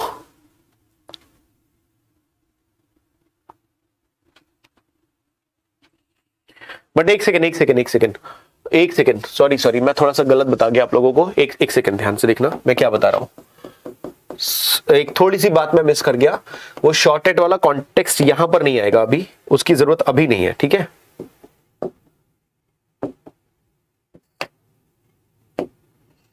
समझिएगा, मैं फिर से बताता हूं। देखो, एक बात तो ये है कि अगर यहां पर शुड है तो शुड भी तो रहेगा ही रहेगा। 3 में था, इसमें नहीं था, तो ये सबसे पहले हटा। दूसरी बात, शुड बी शॉट देम तो कोई लॉजिक ही नहीं बन रहा ना। Should be shot them, by आना चाहिए, बाई तो आएगा ही आएगा। अब देखो, बाई देम यहां पर है, बाई देम यहां पर है, दोनों में फर्क क्या है? The traitor should be shot at shot at लिखा है, लेकिन सेंटेंस में डेड भी तो लिखा है, ये डेड शब्द यहां पर नहीं है। अगर यहां पर डेड होता तो ये बिल्कुल सही आंसर बन जाता, लेकिन डेड भी तो हमको चाहिए, इसका मतलब जो बेटर आंसर बनेगा वो ऑप्शन नंबर सी। अगर यहां पे डेड लिखा होता ऑप्शन नंबर ए में तो वही राइट आंसर होता। तो पेपर में आपको ये नहीं देखना कि क्या सही क्या गलत है, जो कम गलत है वो ही सही है ना। हमेशा कोई सही गलत नहीं होता दुनिया में। एक मूवी का डायलॉग था ना, ये आयुष्मान खुराना की एक मूवी थी, उसका डायलॉग था कि दुनिया में कुछ सही गलत नहीं होता, जो सही वो है जो कम गलत है ना। बस वही होता है पेपर में भी, बेस्ट सूटेबल आंसर मांगते हैं हमेशा पेपर में। पढ़ो और बताओ।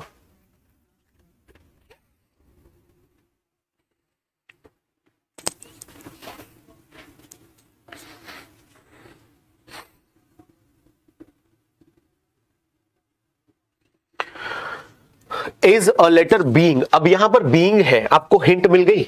हिंट का मतलब आईएनजी तो आना ही आना है, डिड नहीं आएगा। आर यू राइटिंग हो सकता है, वर नहीं आएगा, क्यों? क्योंकि टेंस प्रेजेंट है तो वर हट गया, और हैड भी नहीं आएगा, तो बस काम ही खत्म हो गया। आपने सिर्फ ये देखा टेंस क्या था, खत्म हो गई बात। Are you writing a letter, तो अ लेटर, अब इंटरोगेटिव भी है तो is a letter being written by you, बात खत्म, सिंपल एक आंसर। तो इतनी आसानी से ये क्वेश्चंस किए जा सकते हैं, डिपेंड करता है क्वेश्चन के टाइप के ऊपर। आगे नेक्स्ट क्वेश्चन।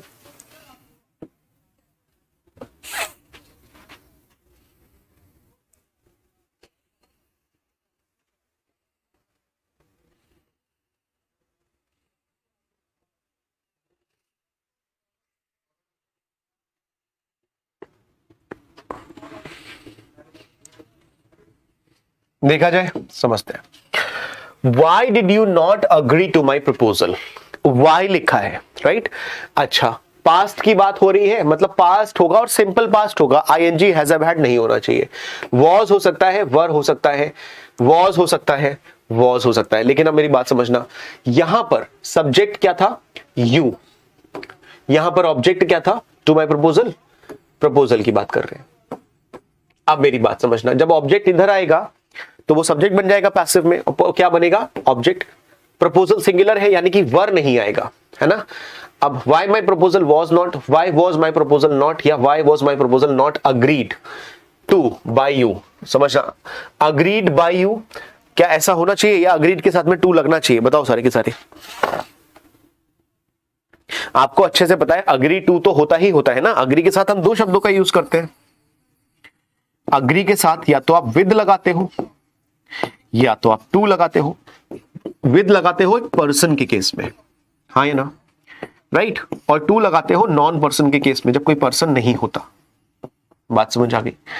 तो भैया टू यहां पर है, क्या टू यहां पर है? नहीं है। क्या टू यहां पर है लेकिन यू नहीं है, तो ये ऐसा तो होगा नहीं कि सब्जेक्ट ही गायब कर दो। तो राइट बनेगा आंसर फोर्थ बनेगा right answer. I hope it is clear सभी को, है ना। ठीक है, नेक्स्ट।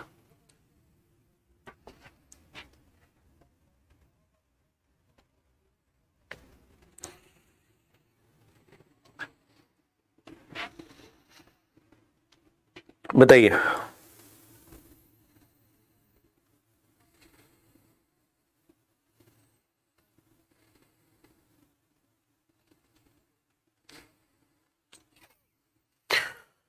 देखा जाए क्या चल रही कहानी। Let me play now, let लिखा है तो यू आर रिक्वेस्टेड आएगा? नहीं आएगा। यू आर रिक्वेस्टेड आएगा? नहीं आएगा। यू हैव बीन प्लेड आएगा? नहीं आएगा। अच्छा एक सेकंड, सारे ही ऑप्शन एक जैसे तो समझना पड़ेगा। Let me play now, right. You are requested to let me, अच्छा हाँ sorry, let me play now, मुझे खेलने दो, मुझे खेलने दो ना प्लीज, बोलते हैं ना ऐसे बच्चे छोटे, मुझे खेलने दो ना, ऐसे बोलते हैं छोटे बच्चे। तो you are requested to let me play now हो सकता है, इसको हम होल्ड करेंगे। यू रिक्वेस्टेड, यू रिक्वेस्टेड, तुमने तो रिक्वेस्ट नहीं की है ना, मतलब ये गलत हो गया। भाई मैं तुमसे रिक्वेस्ट कर रहा हूं, तुम थोड़ी ना मुझसे रिक्वेस्ट कर रहे हो, है ना, तो ये गलत। अच्छा हैव नहीं आएगा क्योंकि प्रेजेंट टेंस चल रहा है। You were requested, past tense नहीं चल रहा है, इसका मतलब सिर्फ ए ऑप्शन बनेगा राइट आंसर। बात खत्म हो गई। मुझे खेलने दो ना प्लीज बोलते हो ना, तो इसको क्या बोला हमने? You are requested to let me play now, खत्म हो गई बात। Next, it is necessary to write this ऐसे।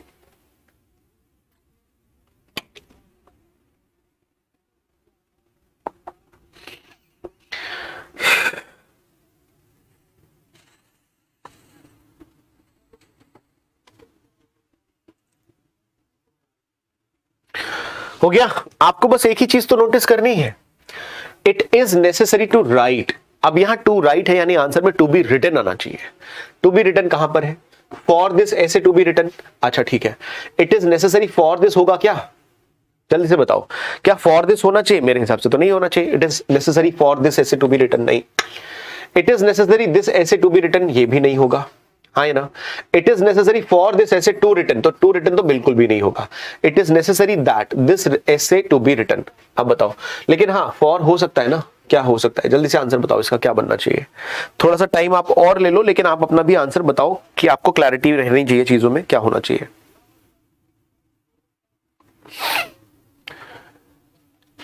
It is necessary that, that और दिस नहीं, दैट नहीं आएगा यहां पर। It is necessary to write this ऐसे, it is necessary for this letter, for होगा, ये नहीं आएगा।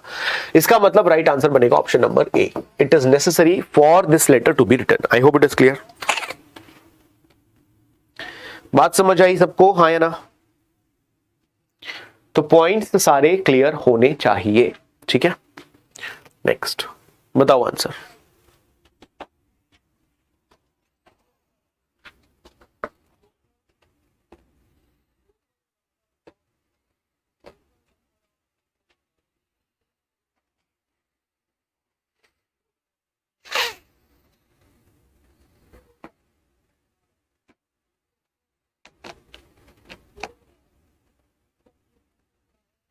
देखा जाए सेंटेंस में क्या लिखा है, she told me a wonderful story. अगर टोल्ड है यानी पास्ट है और कुछ नहीं होना चाहिए, बीइंग तो बिल्कुल भी नहीं होगा।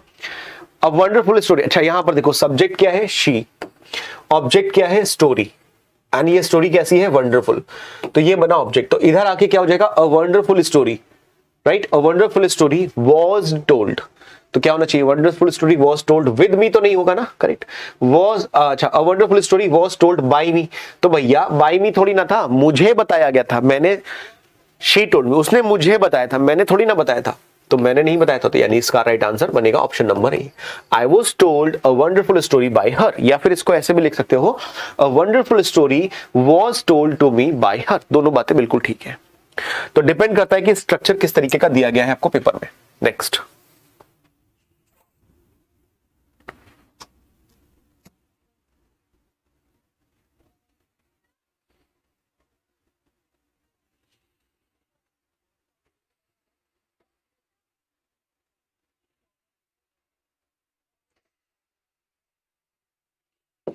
देखिए सेंटेंस क्या कह रहा है, स्वीट पोटैटोज आर बीइंग लिखा है, यानी आईएनजी आना चाहिए स्टेटमेंट में, आंसर में। अच्छा आर बीइंग वहां पर है, तो यहां पर तो आर बीइंग नहीं आएगा। बॉइलिंग हो सकता है, बॉइलिंग हो सकता है, हैज बॉइल्ड नहीं आएगा। अब किसने क्या किया? देखो स्वीट पोटैटो को बॉइल किया गया किसके द्वारा? मिसेस लिम के द्वारा। तो मिसेस लिम इज बॉइलिंग, यहां तक देखो बिल्कुल ठीक है। राइट नाउ लिखा है, एट द मोमेंट लिखा है, तो राइट नाउ नहीं आएगा। जब एट द मोमेंट है वहां पर, तो एट द मोमेंट ही आएगा, ठीक है। तो इसका राइट आंसर बनेगा ऑप्शन नंबर सी। क्लियर है सभी को, हाँ या ना? नेक्स्ट, अच्छा यहां से कुछ चीजें बदल रही है, क्या है यहां से? अच्छा यहां पे क्या है? In the following questions the statement is given with blank to be filled in with an appropriate word, select the correct alternative. अच्छा फिल इन द ब्लैंक्स वाले क्वेश्चन है, चलो करते हैं, देखते हैं। बताओ भाई क्या बनेगा आंसर? टाइम ले लो, टाइम सेम ले लो।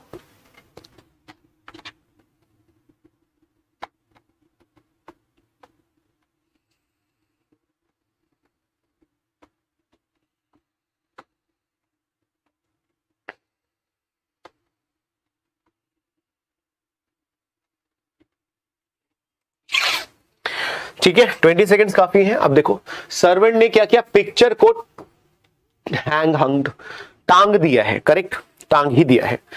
तो चेक करते हैं भाई। सबसे पहले तो देखना हंग्ड जैसा कोई शब्द होता नहीं है, तो इसको हटा दो। हैंग्ड होता है, हंग होता है, हैंग होता है। तो V1 होती है, दो शब्द होते हैं, देखो मतलब एक ही शब्द है लेकिन दो मीनिंग्स होते हैं हैंग के। तो एक का मतलब होता है फांसी वाला, एक का मतलब होता है फांसी लगाना, और एक का मतलब होता है टांगना। ठीक है, टांगना मतलब लटका देना। आप समझना, फांसी वाला जब शब्द यूज करते हो तो इसका सेकंड फॉर्म बनता है हैंग्ड, और V3 भी बनता है हैंग्ड। V2 और V3 दोनों में सेम रहता है। यहां पर होता है हंग, और यहां पर भी होता है हंग, टांगना, टांग दिया वाला। बात समझ आई? तो आप सभी लोगों को बहुत अच्छे से समझ में आ गया होगा इसका आंसर। हैंग तो होगा नहीं क्योंकि पास्ट में चल रही है बात, राइट? अच्छा अच्छा, प्रेजेंट में भी हो सकता था। अगर हैंग्स होता तो हैंग तो नहीं आएगा क्योंकि ये सिंगुलर है और ये प्लूरल है, बात नहीं बनेगी, हट गया। ये वैसे ही कोई शब्द नहीं होता ग्रामर में। अब हैंग आएगा या हंग आएगा तो आपको अच्छे से पता है, फांसी थोड़ी ना दे रहा, पेंटिंग को फांसी थोड़ी ना दी जा रही, पेंटिंग को तो लटकाया जा रहा है, टांगा जा रहा है। ठीक है, तो क्वेश्चंस होते हैं भाई बहुत इंपॉर्टेंट और इंटरेस्टिंग भी। नेक्स्ट, बहुत आसान सा क्वेश्चन है ये।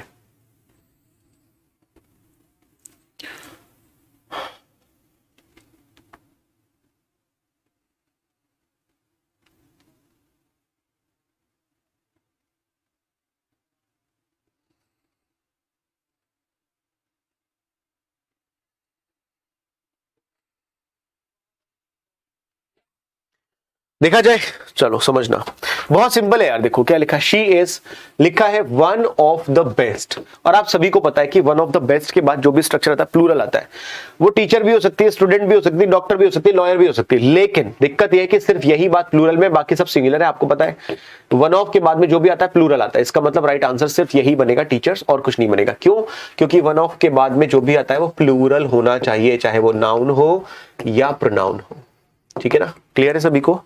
ठीक है, चलो आगे देख लेते हैं।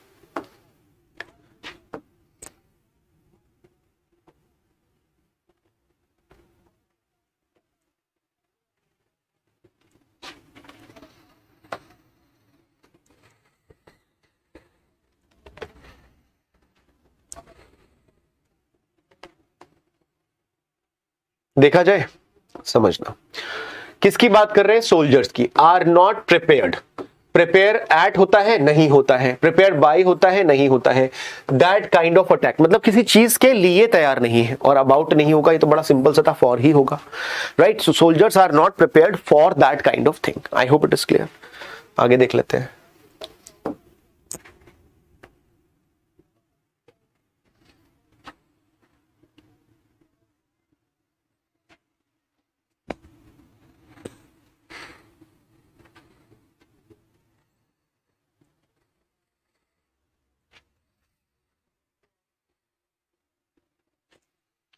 चेक करते हैं। Ajay does not understand the concept of force. वो नहीं समझता है, कुछ भी समझता नहीं समझता, but he does not understand, बात खत्म। एंड यश भी नहीं समझता है। तो यहां पर अगर नेगेटिव है तो आगे पॉजिटिव तो होगा नहीं, अगर बट वगैरह ना लगा हो। भाई ऐसे कंजंक्शन से जोड़ो दो क्लॉजेस को जहां पर कॉन्ट्राडिक्शन आए, जैसे कि बट या फिर येट, तो एक पॉजिटिव एक नेगेटिव होता है। लेकिन यहां तो कहानी समझ में नहीं आ रही, और अगर समझ में आ भी रही तो एंड लिखा है। आपको पता है एंड के कॉन्टेक्स्ट में क्या है, एंड के साथ क्या होता है, अगर इधर पॉजिटिव है तो इधर भी पॉजिटिव होगा, इधर नेगेटिव है तो इधर भी नेगेटिव होगा। यहां पर नेगेटिव है तो ये बात क्लियर हो गई कि इधर भी नेगेटिव ही होगा। इसका मतलब आइदर नहीं आएगा और नहीं आएगा, या तो आएगा नॉट या आएगा नाइदर। और आपको अच्छे से पता है नॉट डज यश नहीं होता है, नाइदर डज यश होता है। इन्वर्जन वाला लॉजिक यहां पर चल रहा है कि भाई अजय नहीं समझता है और यश भी नहीं समझता है। बात समझ आ गई? नेक्स्ट,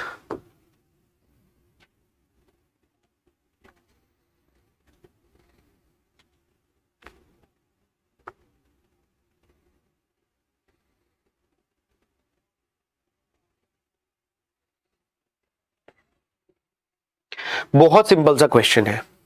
ठीक है, देखो सबसे पहले ब्लैंक देखो क्या लिखा है यहां पर, एडजुटेंट्स लिखा है, हिज एडजुटेंट्स। अच्छा यहां पर चाहिए एक वर्ब, वर्ब किसके बाद आएगी? यहां लिखा है accompanied by, right, accompanied by, और यहां पर किसी का नाम लिखा हुआ है, और ये व्यक्ति का नाम जो लिखा है वो सिंगुलर ही लग रहा है।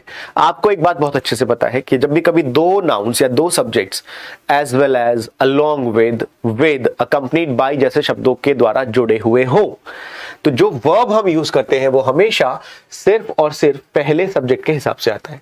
पहला सब्जेक्ट सिंगुलर है, इसका मतलब हैव, आर तो बिल्कुल नहीं आएगा, या तो वॉज होगा या तो हैज होगा। अब ध्यान से देखो, रिडन लिखा है थर्ड फॉर्म, और ये काम कुछ अपने आप होने वाला नहीं है, करने वाला है। यहां पर जिस बंदे का नाम लिखा है वो ये काम कर रहा है, हाँ या ना? और अगर ये बंदा ये काम कर रहा है तो आपको अच्छे से पता है कि यहां पर राइट आंसर क्या होना चाहिए? हैज, वॉज नहीं होगा। करेक्ट? बात समझ आ गई? इसको मैं एक एग्जांपल से समझाता हूं। जैसे कि मैं हूं, या मैं किसी, जैसे कि मान लो कोई लड़का है राकेश, अगर मैं कहूं राकेश हैज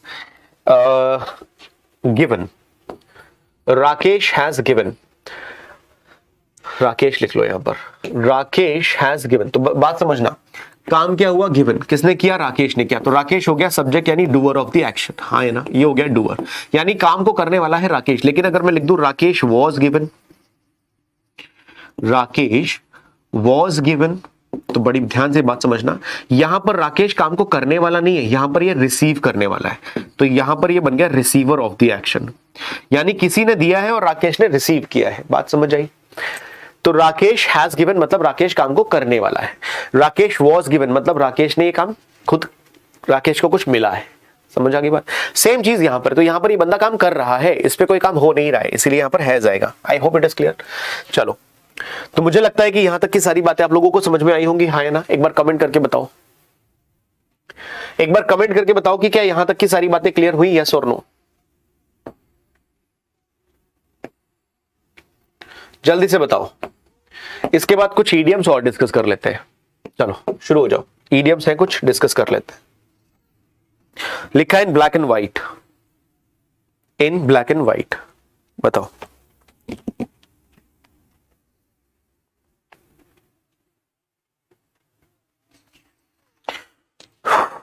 देखा जाए, 20 सेकंड लेने की जरूरत नहीं है। इन ब्लैक एंड व्हाइट का क्या मतलब होता है? तो अगर आप लिखते हो इन ब्लैक एंड व्हाइट, मतलब समझो, इन ब्लैक एंड व्हाइट का मतलब होता है यूजलेस नहीं, इन राइटिंग होता है, इसका मतलब होता है लिखित में। अच्छा, ईडियम्स के बारे में खास बात यह है कि अगर ये किसी सेंटेंस में यूज होंगे ना, पेपर में अगर आपके पास क्वेश्चन आया और वो सेंटेंस में यूज है ईडियम, तो बड़ा आसान होता है आंसर देना, अदरवाइज थोड़ा मुश्किल हो जाता है। ठीक है, हाँ है ना, बोलते रहो भाई। तो इसका राइट आंसर शॉर्ट में नहीं होगा, फुल स्विंग नहीं होगा, ये बनेगा। अच्छा, शॉर्ट के लिए ना 2 शब्द आप और लिख सकते हो, एक तो होता है प्रिसाइज, ब्रीफली, या फिर कंसाइज। ठीक है, कंपेंडियम भी कहते हैं। Stick one's neck out, answer तो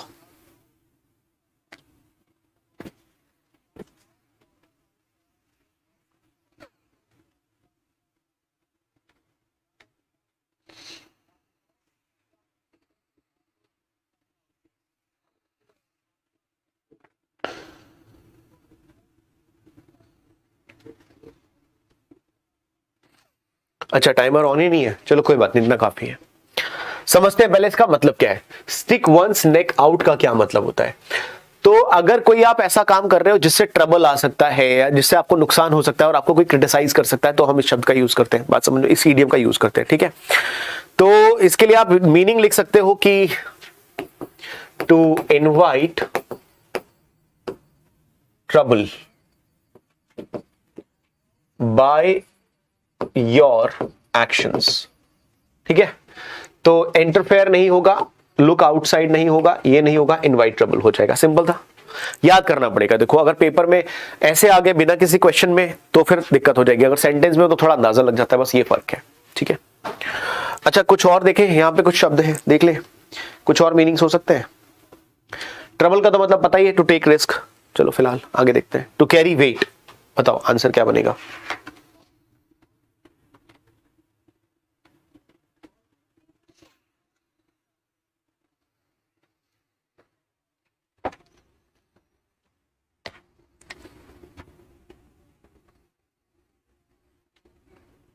चलो देखते हैं।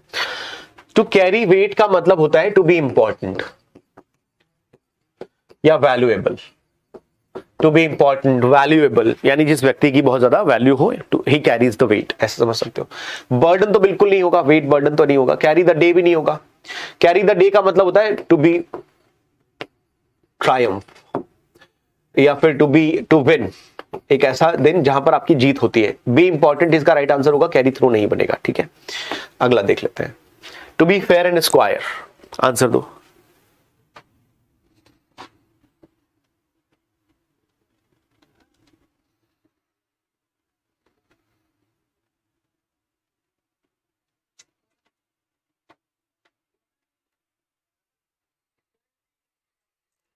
ठीक है, देख लेते हैं। तो फेयर एंड स्क्वायर का बड़ा सिंपल सा मतलब है, समझो, यहां से समझो। फेयर स्क्वायर, तो फेयर का मतलब क्या होता है, बड़ा पॉजिटिव सा साउंड कर रहा है ना, पॉजिटिव सा साउंड कर रहा है। तो इसका मतलब सक्सेसफुल नहीं होता है, वर्दी नहीं होता है। भाई फेयर एंड स्क्वायर का बड़ा सिंपल सा मतलब होता है कि बीइंग वेरी एक्यूरेट या being very honest. To be very accurate या फिर टू बी वेरी ऑनेस्ट। बात समझ आ गई? तो यहां पर राइट आंसर बनेगा ये, ना कि ये। आई होप इट इज क्लियर।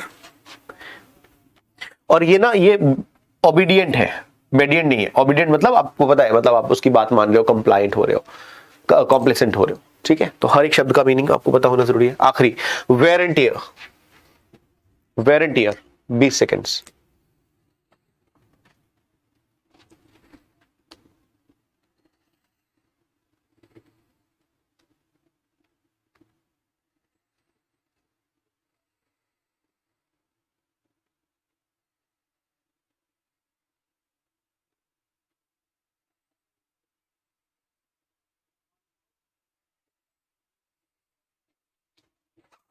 देखा जाए, चलो डिस्कस कर लेते हैं, समझना इस बात को। वेयर एंड टियर का क्या मतलब होता है? अगर किसी चीज को पहनते हो और वो पहनते पहनते फट जाए, इसका मतलब क्या हुआ? ब्रांड नेम तो नहीं हुआ, डैमेज हो गया क्योंकि उसको बहुत यूज किया गया है। सॉरो नहीं होगा, वार्निंग नहीं होगा, ये बनेगा भाई पहना। वेयर एंड टियर जैसे सुनते हो ना, कुछ ऑनलाइन शॉपिंग करो तो फॉर एडिशनल कुछ होता है ना, क्या क्या बोलते हैं उसको, अगर आप डिलीवरी कर रहे हो फॉर वेयर एंड टियर ऐसा करके कुछ होता है। फिलहाल पहन पहन के उसको फाड़ दिया, यानी उसको यूज बहुत ज्यादा कर लिया ना, तो इसका राइट आंसर बनेगा option number B. I hope it is clear. ठीक है, तो मुझे ऐसा लगता है कि ये सेशन आप लोगों के लिए बहुत हेल्पफुल रहा होगा। इस तरह के सेशन जब भी होते हैं तो उसका मेन ऑब्जेक्टिव, जो उसका मुख्य उद्देश्य होता है, वो आप लोगों को सिर्फ इतना बताने का होता है कि भैया देखो, जब तुम पेपर में सॉल्व करोगे ना, तो तुम्हारा तरीका ये वाला होना चाहिए जो मैं यहां पर बता रहा हूं। यही तरीका अगर आप यूज कर रहे हो पेपर में, तभी चीज बनेगी, तभी बात बनेगी, नहीं तो बहुत दिक्कत होने वाली है। ठीक है, तो आज के लिए बस इतना ही रखते हैं। बाकी रेगुलर क्लासेस चली रही हैं, आप लोग ज्वाइन करते रहा करो। अगले जो 15 दिन है बहुत इंपॉर्टेंट है। और भाई साहब, कुछ मैंने आपसे बोला था, कुछ सोच रहा हूं मैं, कुछ सोच रहा हूं, और वो क्या सोचा है आपको 1-2 दिन में पता चल जाएगा। 18 दिन की कुछ मैंने बात बोली थी ना, बस उसी के बारे में है।